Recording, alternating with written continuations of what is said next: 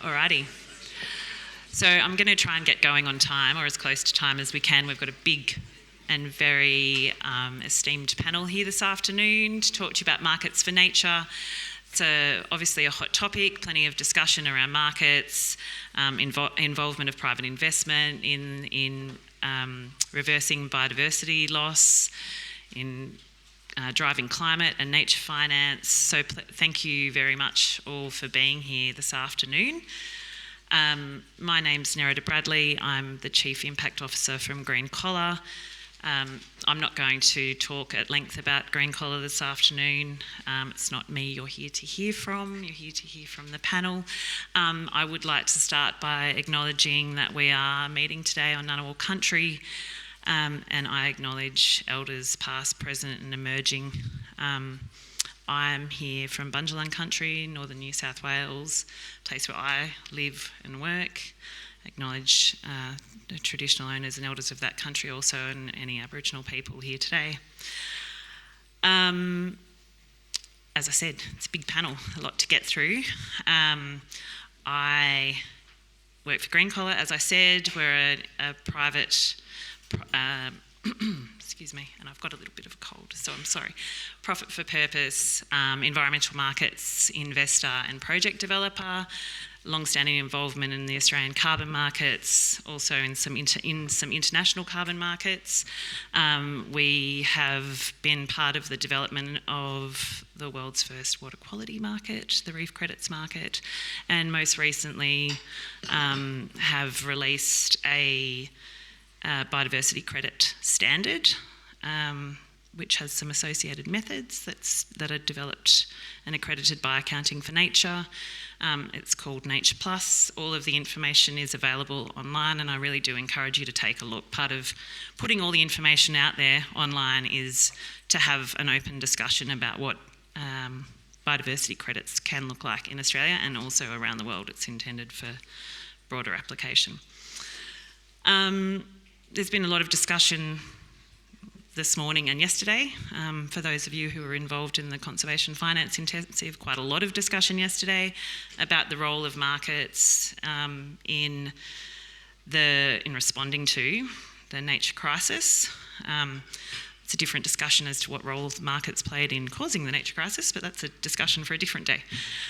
And I guess my observation would be, and it was an interesting observation in the Conservation Finance Intensive. Can anyone put up your hand if you were at the Conservation Finance Intensive yesterday? So quite a lot of you, so you know what I'm talking about. There was a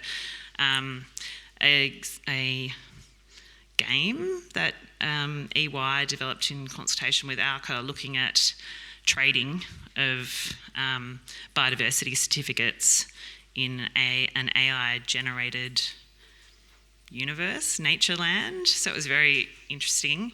I guess my observation that I took away from all of that, and my question was, and there was different indicators, and it looked at natural capital value and profit, and then there was a combined indicator, and of course it turned into a competition as it does across different tables. But there was lively market participation. There was a lot of discussion. People iterated as they went through the different rounds as to how they thought about engagement with the market that they were working in, and ultimately, and it was my question to the organisers afterwards, was did natural capital value from the start to the end as a whole, across that whole of that market, improve over the course of those rounds? And the answer was yes. And that's a really, it was a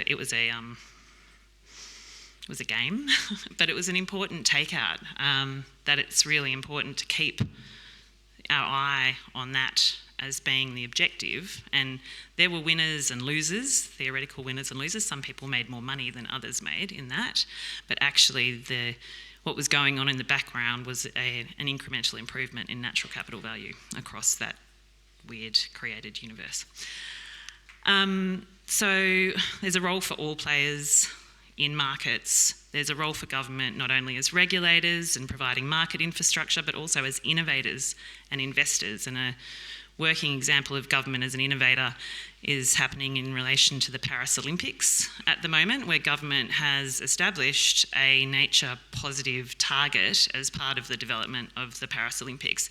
And so they're doing all sorts of different things in terms of how they're building the Olympic Village, how they're thinking about how people are moving around Paris and going to different events.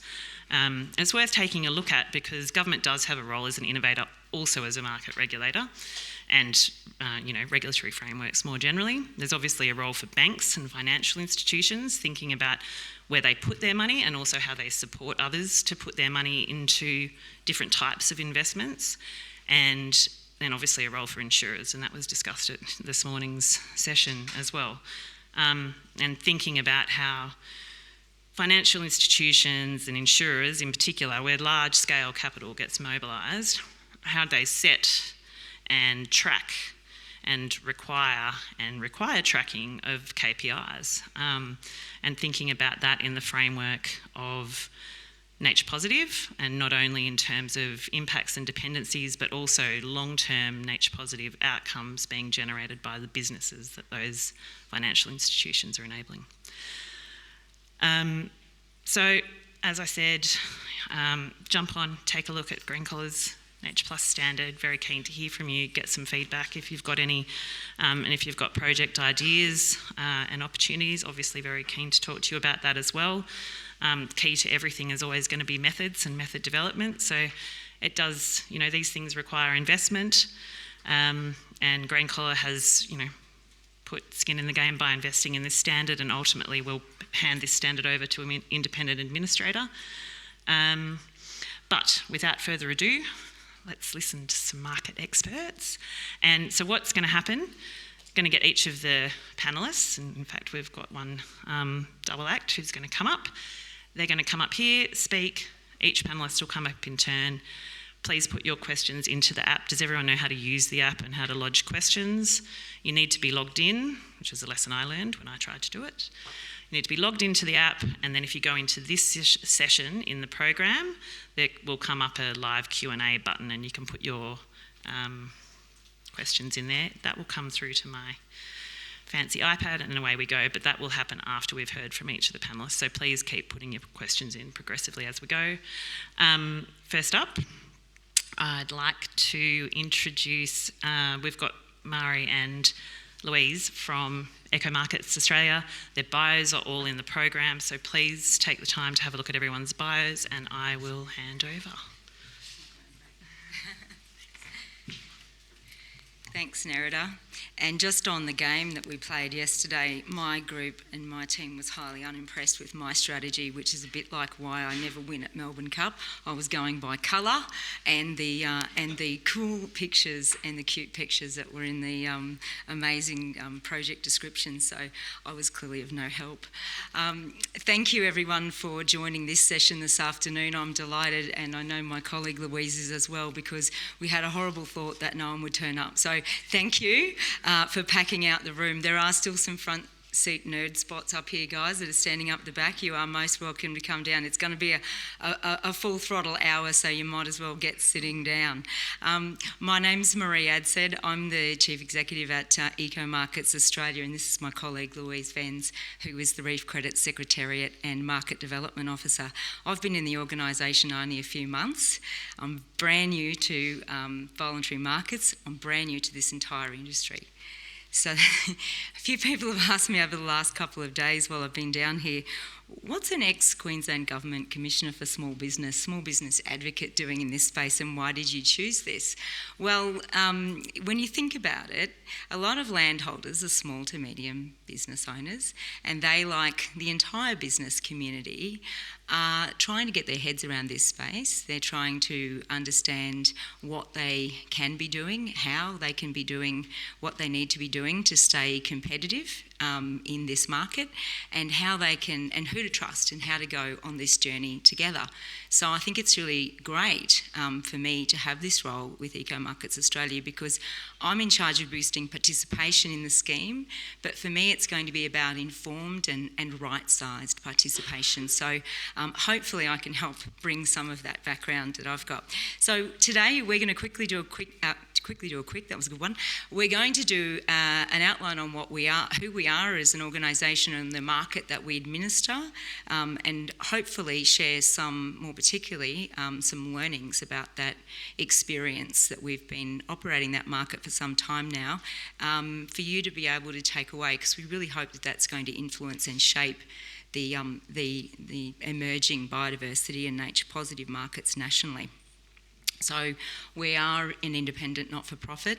We're backed by government, state government. I'd really like to acknowledge and thank the support of the Queensland Government through the Department of Environment and Science. We are, in terms of governance, we have an independent skills-based board, and I'm just putting it out there, we're recruiting for 2 directors at the moment. Anyone come and see me afterwards if you're interested. We have a technical advisory committee and our secretariat that looks after the Reef Credit Scheme. We have a public registry. We have a 6-year history. I know that might surprise you. We've been working in this market a long time. If you are thinking to yourselves, look, we're not in the reef catchment area, this kind of doesn't really have so much relevance to me, hopefully those learnings and that experience we can share is something that you can take away. Louise?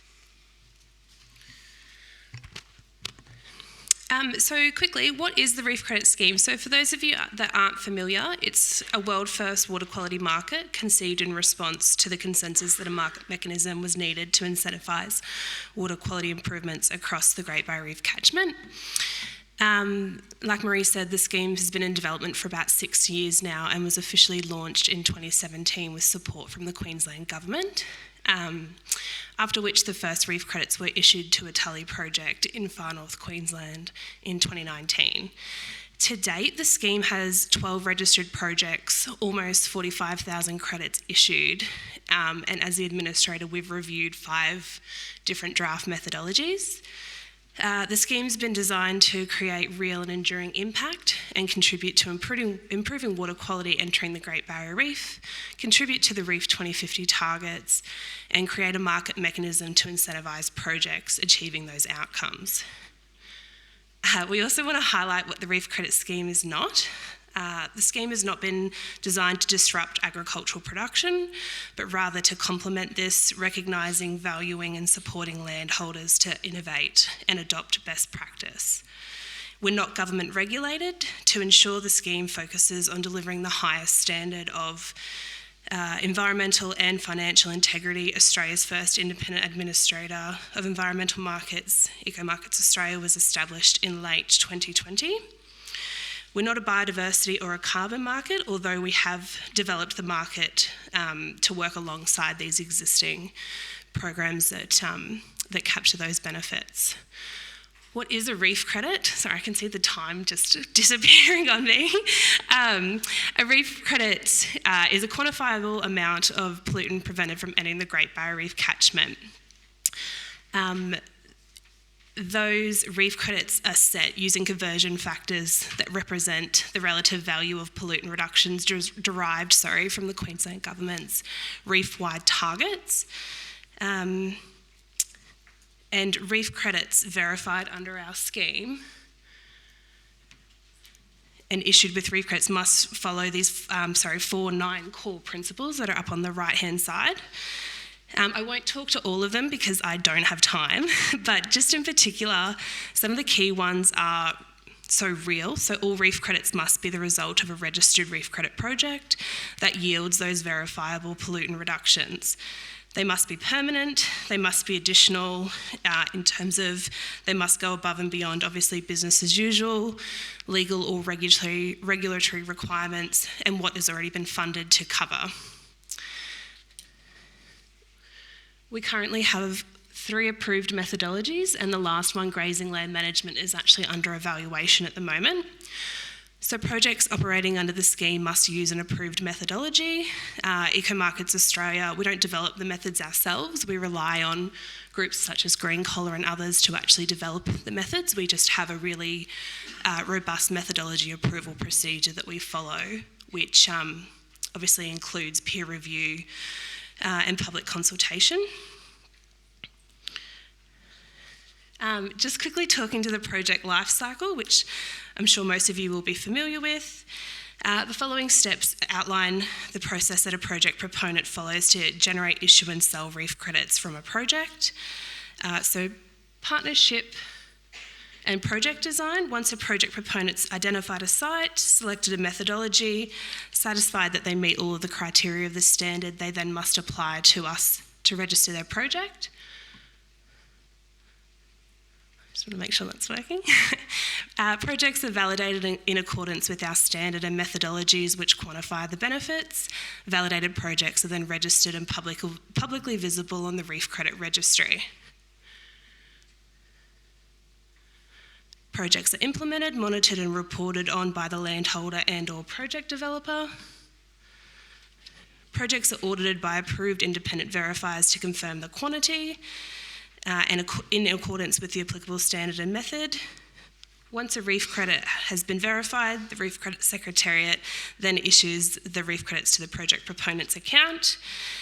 Reef credits can then be sold and purchased by transferring the credits between registry accounts. Just quickly, outcomes to date. So far, like I said, we've issued almost 45,000 credits. We're on the red. We've also seen diversified income, which we won't talk to too much. Interestingly, just quickly, we've seen credits rise in price from $50 initially to $125, and forward contracts for $175 for DIN and $300 for sediment credits. To further drive the value of these credits, we're now exploring how we capture co-benefits linked to the projects, such as social, cultural, and actually looking at carbon as a co-benefit opportunity. So can someone please write in their question box, Maree, what have we learned from this? And I'll answer it in question time. Thank you.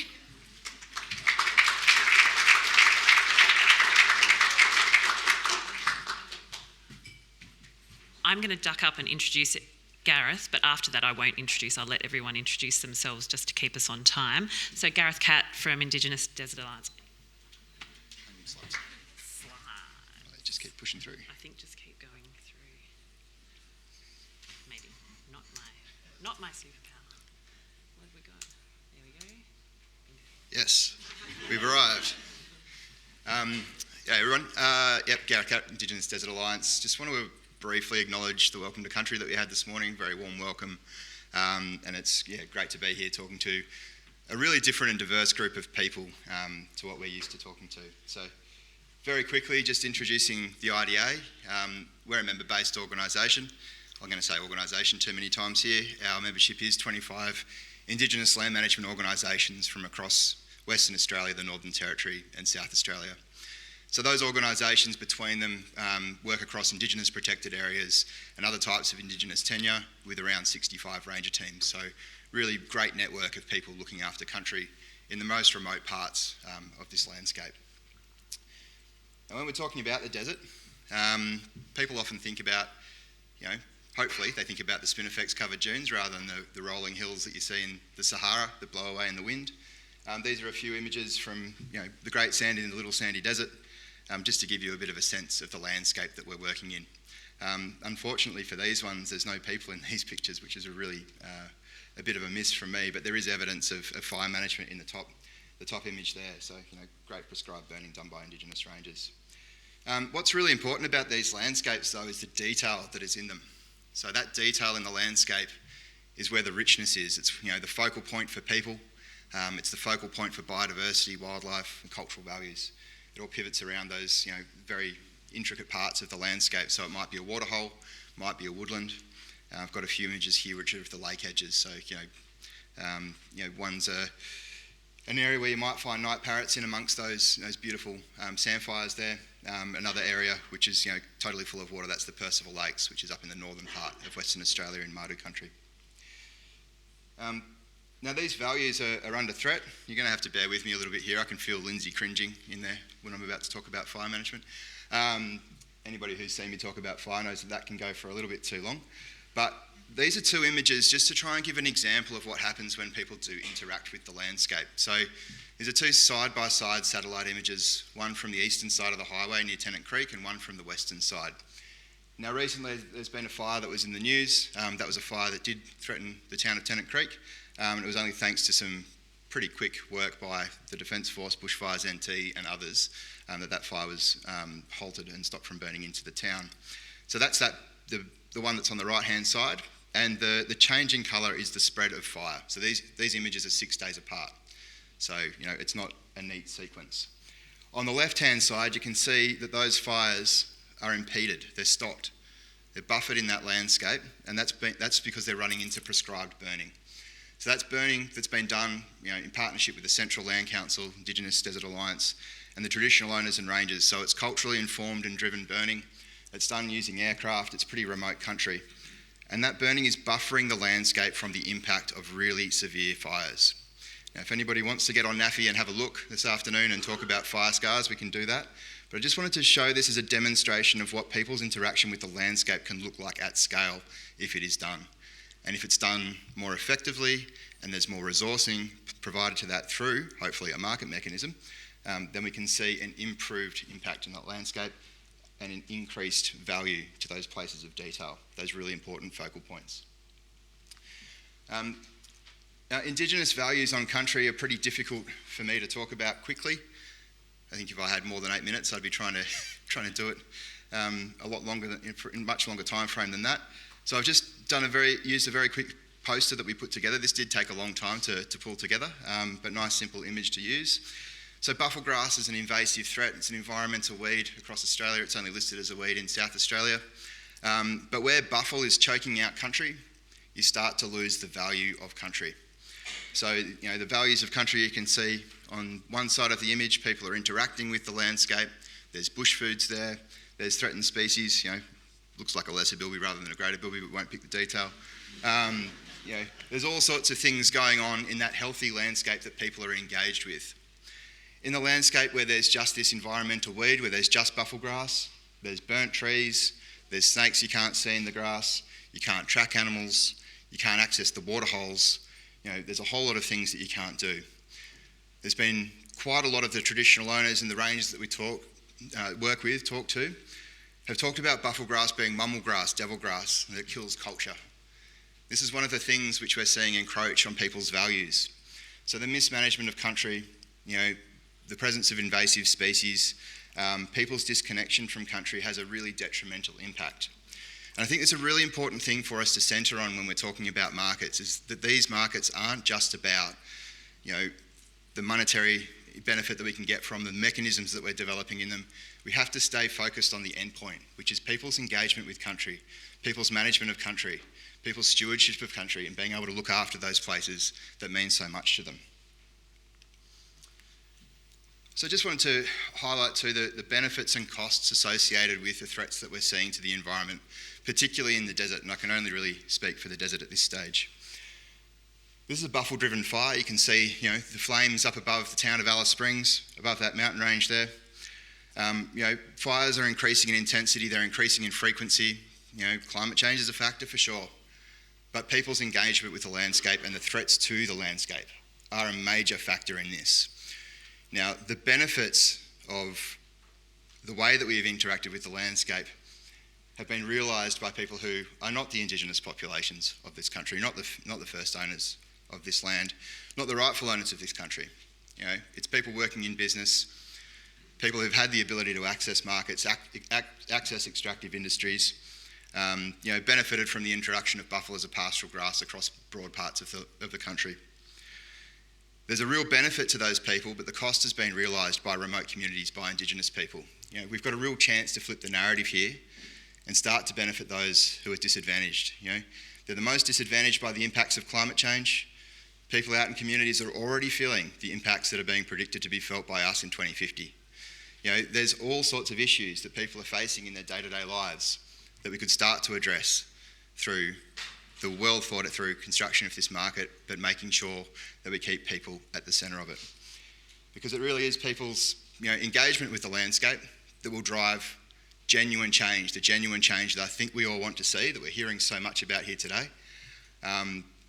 This is one of the ranger teams I used to work with up on Madu country. You can see that old man Minyar Miller, he's walking out the front of the rangers there, passing on knowledge, passing on the way to look after country. Burning to protect places, being engaged in that landscape. The more we can think about these sorts of things, this sort of stewardship as an important factor in the way that we're talking about markets, the greater the benefit will be for those people who've been left behind in the previous way that we've constructed these markets. So, thank you.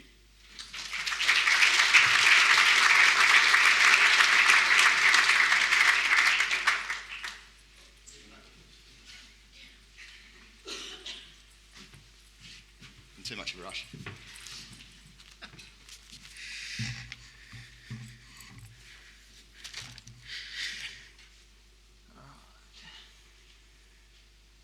Okay, I will also try and move very quickly, noting the time limits.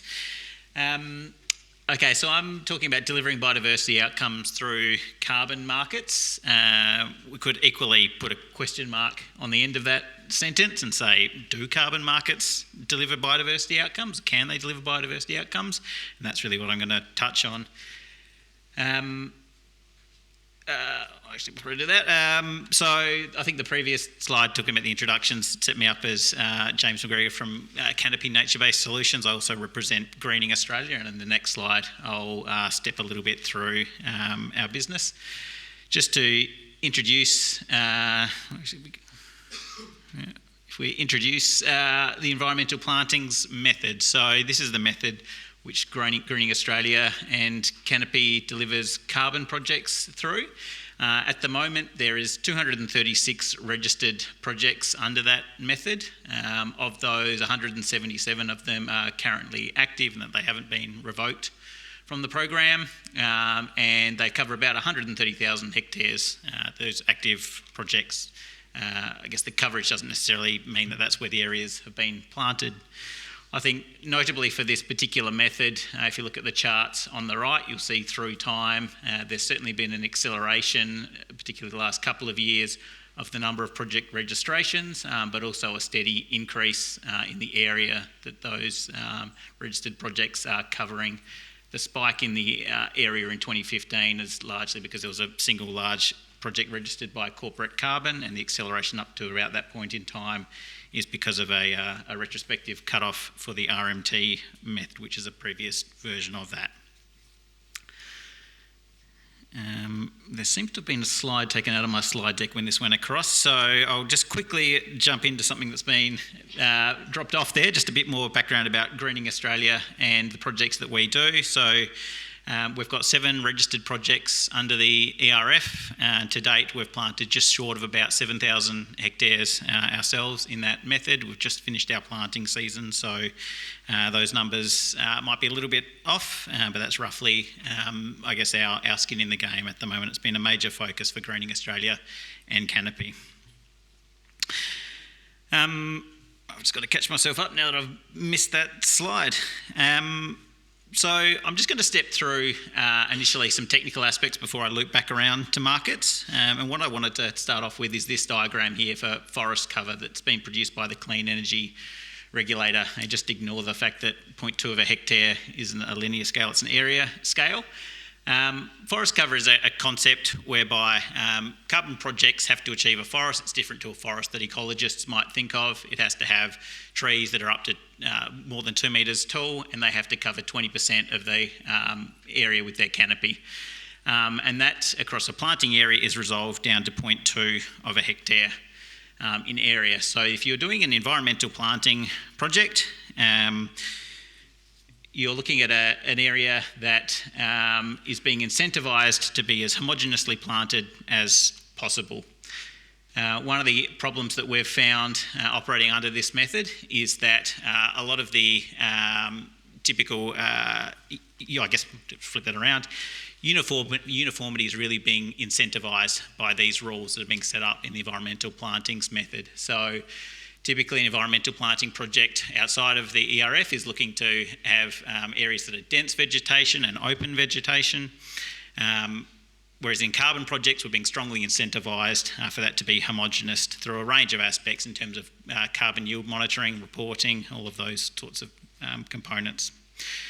The other problem with having to have forest cover is that we have to have 2 metres tall and 20% coverage. Now there's a lot of vegetation systems which don't achieve 20% coverage. Open woodlands, shrublands, grasslands trying to do restoration through a carbon market isn't really possible using a forest cover requirement.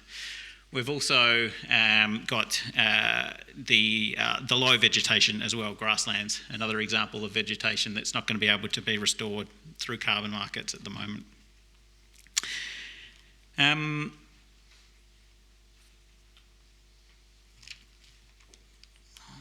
I think I've got another slide that's been taken out. Sorry, it's a bit of a...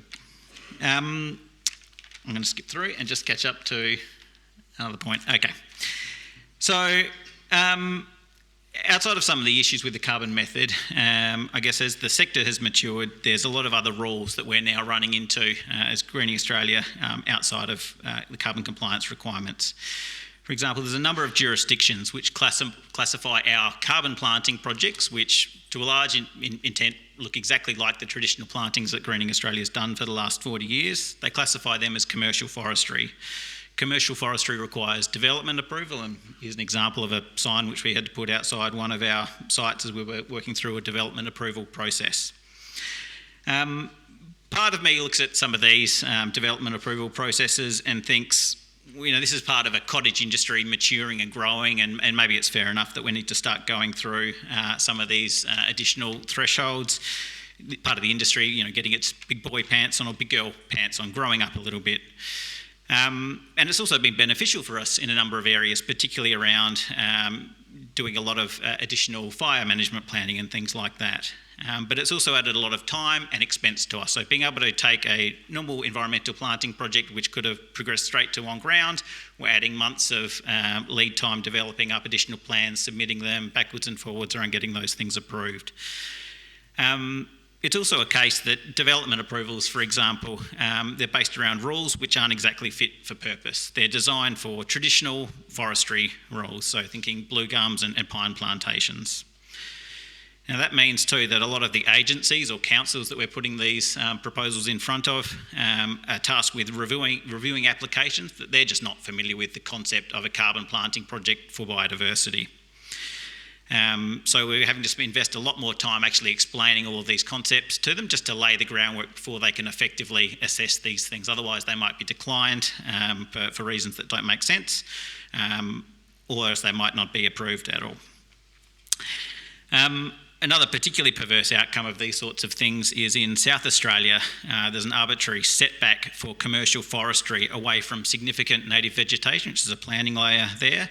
So we can't plant a biodiverse carbon project within 500 metres of state significant native vegetation. And when you're trying to do carbon plantings as a fundamental to achieve connectivity across a landscape, it's completely perverse and mind-boggling. But again, those rules make sense if you're trying to move pine and blue gum away from significant native vegetation. And I think one of the real kickers for commercial forestry is that classification as it currently stands applies not only to carbon credits, but also to any nature credits, and even more bizarrely, it also equally applies to insetting, even when there's no credits being created or sold.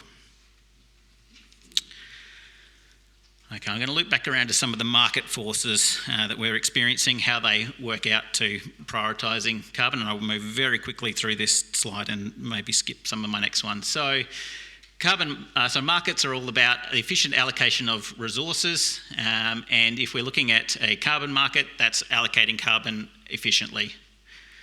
Sorry, I'll just give you the context for that one really quickly. This is some prioritisation work that was done by a colleague of mine looking at Habitat 141, so the border of South Australia and Victoria, showing where biodiversity restoration should be done. If we underpin that with a full cam yield layer, you could see that we would only focus on the southern areas, and that sort of prioritisation would apply at any scale. We wouldn't touch the northern ones. If we look at that, the Australian context, you would see that across the whole of Australia, the carbon yield in that particular area is extremely low, and that part of Australia wouldn't achieve any investment in a market because it wouldn't make sense purely from a carbon perspective. It would not be able to deliver biodiversity outcomes. And I've gone 47 seconds over. I apologise. I will skip past the other steps and invite the next person up. Thank you.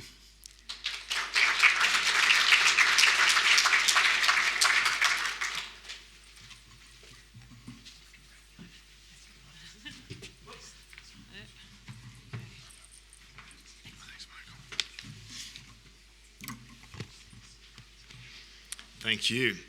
Thank you to my fellow speakers. Those presentations were really great and provided lots of different levels of colour and movement to this very topical issue. To start, I have a little bit of a confession. 20 years ago, you would have caught me arguing stridently against the role of markets in addressing climate change. 20 years later, I've probably done a full 180 on that. I'm still as passionate as ever, but increasingly convinced that markets have a really critical role to play in addressing the coupled crises we face both with carbon and climate and biodiversity. Today I have the privilege of wearing a number of different hats. Firstly, I'm CEO of Carbon Neutral. Secondly, I'm the partner of the Odinata Foundation and the Wildbark Centre. And thirdly, a collaborator on an exciting new initiative which I'll talk about later called Rejuvenation Trees. My short presentation today is going to challenge and encourage you, I hope. I'll show you that we can save species, rejuvenate regional communities, provide self-determination and reduce carbon through offsetting. And I expect that our grandchildren and children expect that we don't waste this opportunity.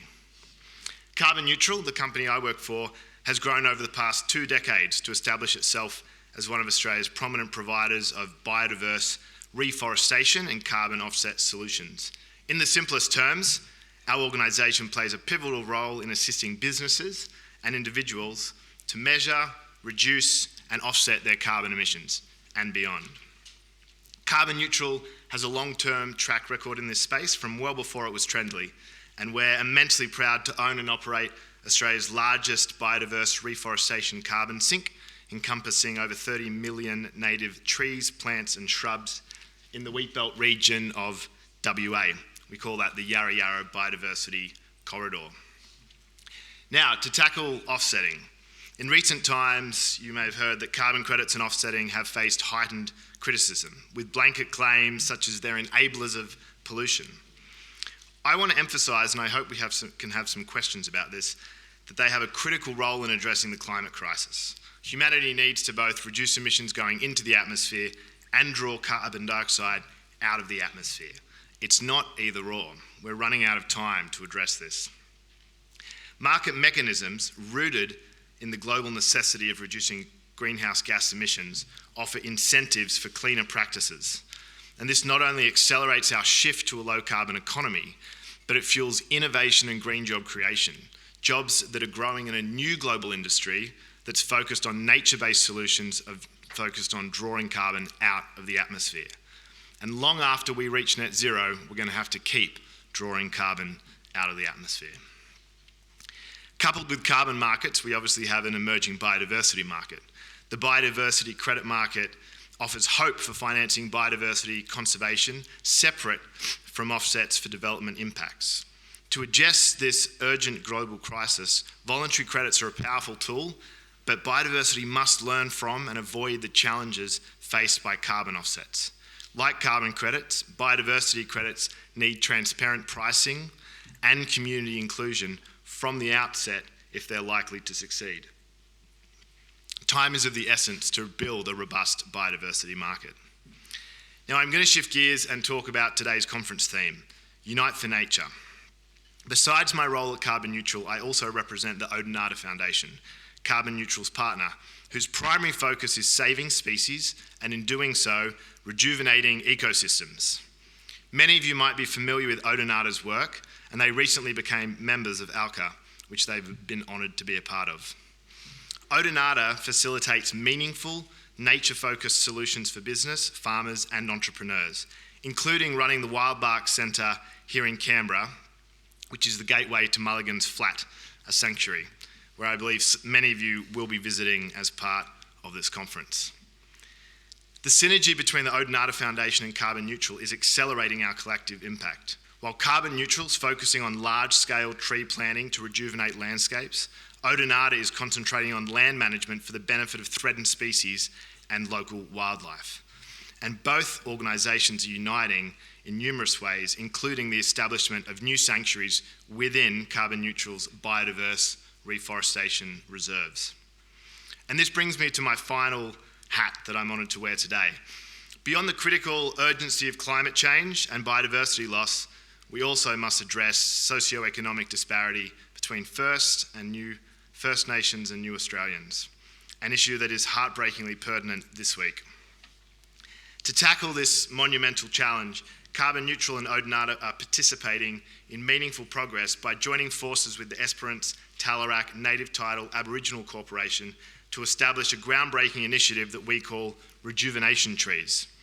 In this new model, trees are planted on traditional lands by First Nations Australians to fulfil their aspirations for country and community while simultaneously restoring ecosystems and habitats. The sale of Rejuvenation Trees is supporting a multifaceted methodology. Our approach encompasses empowerment, fostering self-determination amongst First Nations peoples, and facilitating freehold ownership for traditional custodians, all enabled through carbon markets. It also provides a commitment to skill building within Indigenous communities, equipping them with the knowledge and expertise to complement and build on traditional methods. Rejuvenation Trees are contributing to biodiversity restoration, aiding the recovery of native species and the ecosystems they inhabit. These trees play a vital role in carbon sequestration as well, helping to mitigate climate change by capturing and storing carbon dioxide from the atmosphere. Rejuvenation Trees are forming a sustainable part of income for Indigenous communities, and it can enable them to invest in local initiatives for development and fostering greater economic interdependence. My colleagues and I will be very happy to chat to you more about the work we're doing down at our stand beneath the Rejuvenation Trees logo in the Conversation Lounge, and I'm delighted to tell you that we're not going to be trying to sell any to you. A small number of major investors have actually purchased all of them, including global cosmetics company L'Oreal, which has purchased the entire stock of Rejuvenation Trees. But there's lots we can talk about together. In closing, I really want to emphasise the significance of our collective mission and the role of markets. Carbon credits, Rejuvenation Trees, and partnerships with First Nations communities embody our unwavering commitment to combating climate change, reversing the tide of biodiversity loss, and combating social injustices that persist. And let me be very clear, blanket attacks on offsets are undermining the attainment of all of these goals. We absolutely need to improve the integrity, the transparency, and the effectiveness of nature-based offsets. But let's not forget that there are lots of really great high-integrity projects that already exist. And we extend a heartfelt invitation for you to join us on this journey. Thanks for listening.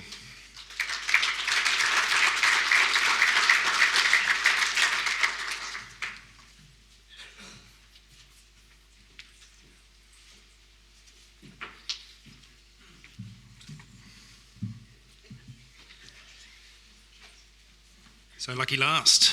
I don't have slides, so unfortunately you'll just have to look at me. So Anthony Bennie, I'm from the Department of Climate Change, Energy, the Environment and Water, and head up the Nature Finance and Markets Division. So great to be here today and great to have a full room in the house. Obviously, nature finance and markets opportunities have increasing interest and massive opportunities going forward. So great to be here today. In terms of the Australia's economy, and our way of life is dependent on nature, which I think all of you would recognise. Environmental decline affects the well-being of all Australians and businesses that are dependent on it. The ability of our economy and financial system to flourish is fundamentally underpinned by ensuring the state of nature is trending up, not down.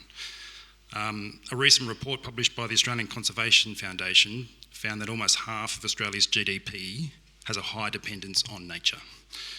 The government is implementing the Nature Positive Plan, which was released by Minister Plibersek at the end of last year. The nature repair market is a key initiative under that plan. The market is aimed to unlock private investment for nature to contribute to protecting, restoring and repairing Australia's natural environment. Private investment would be an additional funding source available to landscape restoration, not a replacement to government funding. The private sector is increasingly looking at ways to invest in nature, but without the legal frameworks, those investment opportunities aren't appearing. whether that be from philanthropic sources, carbon with a biodiversity co-benefit, or emerging opportunities such as the Task Force on Nature-related Financial Disclosures. The nature repair market establishes the framework which would then issue landholders with tradable biodiversity certificates for the investment community to purchase.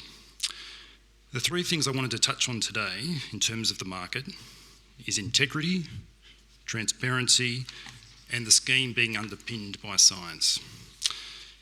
In terms of integrity, the Nature Repair Market Bill provides a national, consistent framework to describe and verify biodiversity outcomes. What we continually hear from the investment community, without that national framework and national consistency, it is preventing their opportunities to invest in nature due to the complexities and a range of different approaches that are in place. The bill provides biodiversity integrity standards, which sets out consistent standards that inform how classes of project must be undertaken. A biodiversity assessment instrument, which would define a consistent approach to assessing biodiversity and its change over time. An approach to the establishment of biodiversity methods, which would define how projects are undertaken. And importantly, a public registry system that allows public oversight and tracking of both projects and certificates and their use. In addition, the bill establishes the Nature Repair Market Committee, which is an independent expert committee which will provide advice to the Minister on the methods and biodiversity assessment. And the committee will be made up of independent experts in science, First Nations, economics, environmental markets, land management and agriculture. The Clean Energy Regulator would be the independent regulator of the market. The regulator would be independent from both the department, the minister, and the Nature Repair Market Committee. The regulator, who is an experienced environmental market regulator, would implement a comprehensive assurance and compliance framework, which is what the investment community is looking for. The regulator would have a broad range of monitoring, compliance and enforcement powers to ensure the projects are being conducted in accordance with the rules and the biodiversity certificates are being delivered in ongoing integrity. Independent statutory reviews, the bill would be reviewed every 5 years, which would include reviewing the committee's operations and the role of the regulator in administering the scheme. Transparency. The bill requires public consultation led by the Nature Repair Market Committee on both methodologies and the biodiversity assessments. Consultation on the market would be ongoing. The department is undertaking extensive future consultations going forward, both in terms of methodologies, the rules, the biodiversity assessment instruments, and all the non-legislative support that will be needed to foster the development of market over time. The public registry system. Now, this is one of the most critical pieces in the bill in terms of transparency. Having a registry system which will set out clear information about each project, such as where they are located, the specific activities that are being undertaken to achieve the biodiversity outcomes, and how far each project has progressed. Information will be presented in a way that allows comparisons between projects and support trades in certificates.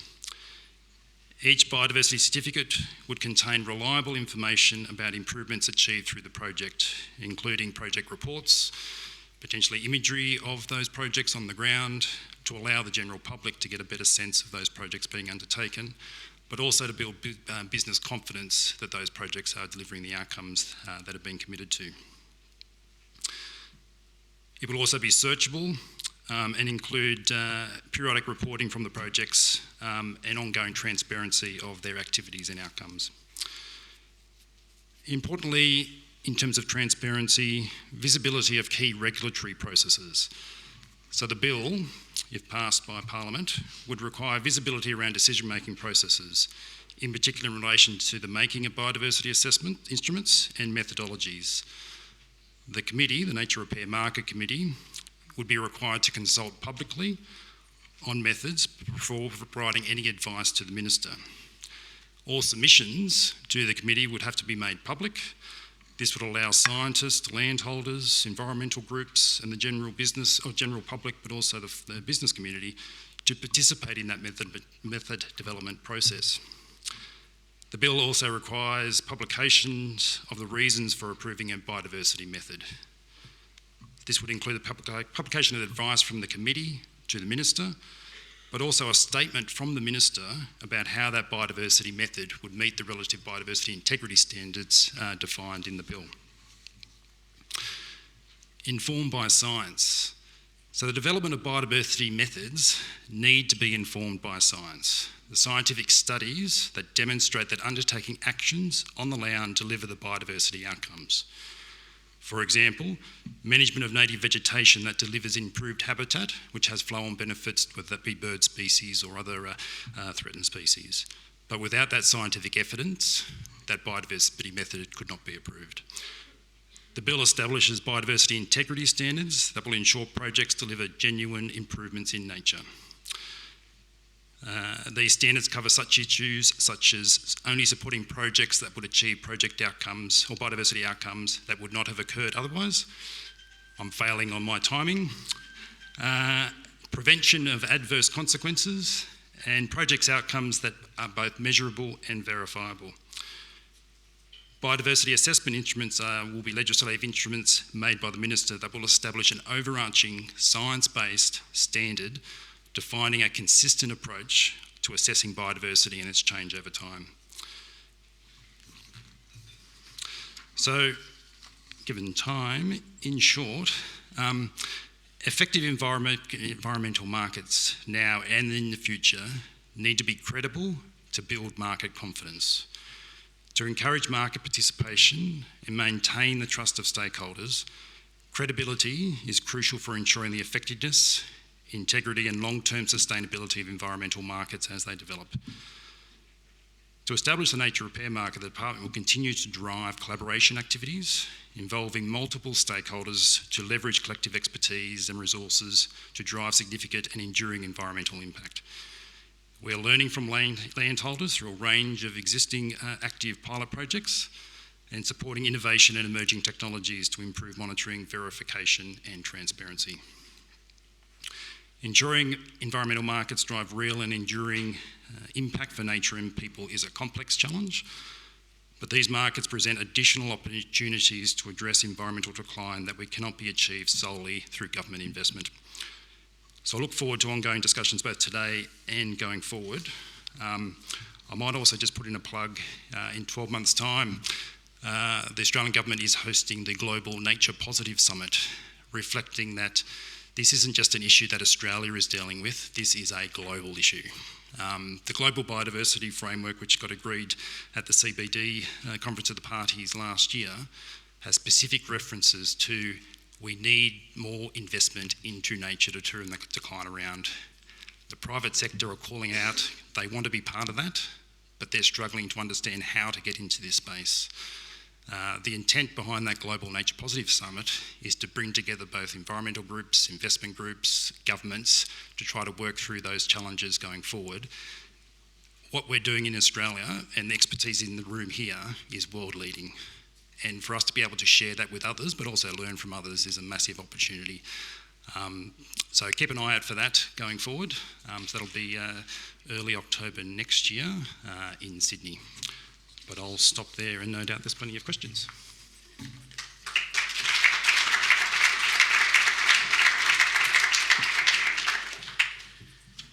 Thanks, Tony, and thanks, everybody. Yeah, and tight on time. Unfortunately, it's always the way that we've got to sort of bolt through these things.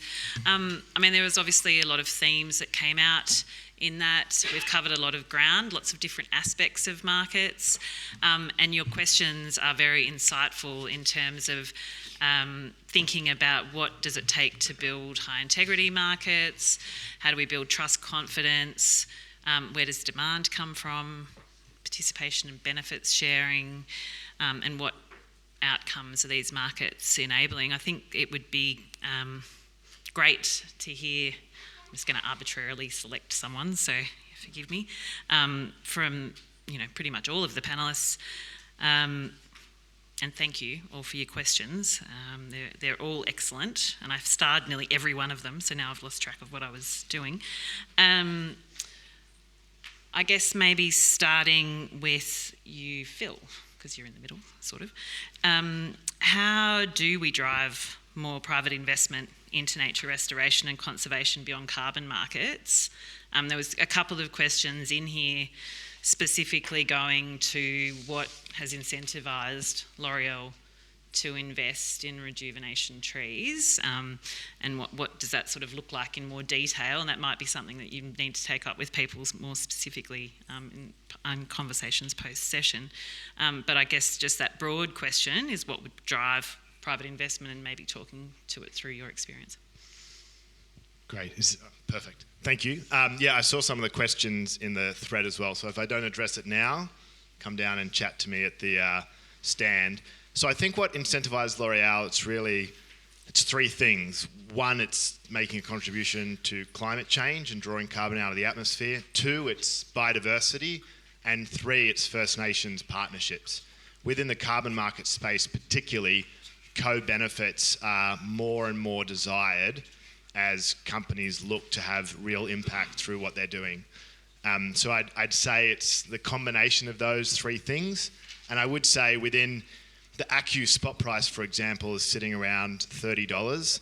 That's for just generic ACCUs. If you look at ACCUs that have biodiverse reforestation or Indigenous involvement, they're selling for much higher prices because customers and businesses value those things as they should, and they're valuing them more as time goes on. Great. Who else wants to take that one on? Maybe Eco Markets, would you like to talk to that? Thanks, Nerida, and thanks for that question. We're absolutely, Louise spoke to you about the value that we're seeing in the reef credits and some of the pricing that is being, some of those credits are being sold for. We're absolutely experiencing an increase in demand for that co-benefit opportunity. That's something that I think I might actually get you to just talk a little bit more on. Yeah, so much the same with reef credits is they already are valued quite highly, and it's very interesting to look at that scheme and why that might be. Obviously it's delivering great environmental outcomes, but we've also had the fortune as the administrator or the regulator to be able to look at how other markets have developed over time and sort of pick and choose what we think's best practice in terms of governance and the principles that we might capture in our markets. And so still, even though we're seeing this great price, that's continually evolving, is we want to do one better and actually start capturing those co-benefits because we know they're existing. We just don't exactly acknowledge them or account for them at the moment. So obviously there's social, there's cultural benefits. It'd be interesting to see what comes out when we look into biodiversity. But I quickly noted before, we actually want to start capturing the carbon co-benefit of our projects because we know that it exists, it's just not measured. And so to sell it as a front-facing reef credit, or you can picture how markets might evolve in the future, but then to actually capture that sort of carbon element and those other attachments to it, we just think that we haven't done it yet, so we can't talk to the price, but the investment interest is definitely there, and it'll be really interesting to see how it evolves over time. Tony, do you want to? I might just add a couple of points. Sure. So I think there's potentially a few drivers, and I suppose some comments from some of the stakeholders we've engaged with. TNFD, the Task Force on Nature-Related Financial Disclosure, nature risk, is changing the dynamic for companies about both their assessment of their dependency on nature, but also their impacts on nature. That's obviously, the framework was only released, was it last month, I think it was? Yes, last month. So that's early days in that space, but that dynamic is really changing quite rapidly. Some of the feedback we've had from multinational companies in Australia, and L'Oreal's an example of their level of interest in this space, some multinational companies who have been looking to invest in carbon with a biodiversity co-benefit element in Australia, they've gone through a pretty big exercise within Australia to develop projects and develop the biodiversity co-benefit element to it. When they've then gone to head office for the multinational, and the multinationals asked, where's the public registry system? Where's the legislative framework for the biodiversity co-benefit? And it's not there. They haven't proceeded with that project. Because of that, they haven't got the confidence or the business assurance from their accounting frameworks back in head office to give certainty that those biodiversity outcomes will be achieved. That's just an example of what's happening in the multinational space. In terms of the biodiversity, co-benefit elements, biodiversity is quite complex, as you'd all be aware. Getting improved understanding from the financial sector to understand biodiversity will require an ongoing uptick in knowledge and understanding. One other aspect we've been hearing from some multinationals or some companies in Australia, to give them the confidence that they're achieving biodiversity outcomes, what they've been doing is buying their own land. What the nature repair market does provide is the ability for existing private landholders to be able to attract investment for biodiversity outcomes on their own land and retain that land. That has massive potentials for existence for First Nations peoples. So rather than having to sell the land for the company to do those projects, to allow the companies to have the confidence of the outcomes being achieved, it allows the landholder to retain ownership, deliver the outcomes and attract the investment. Yeah, thanks.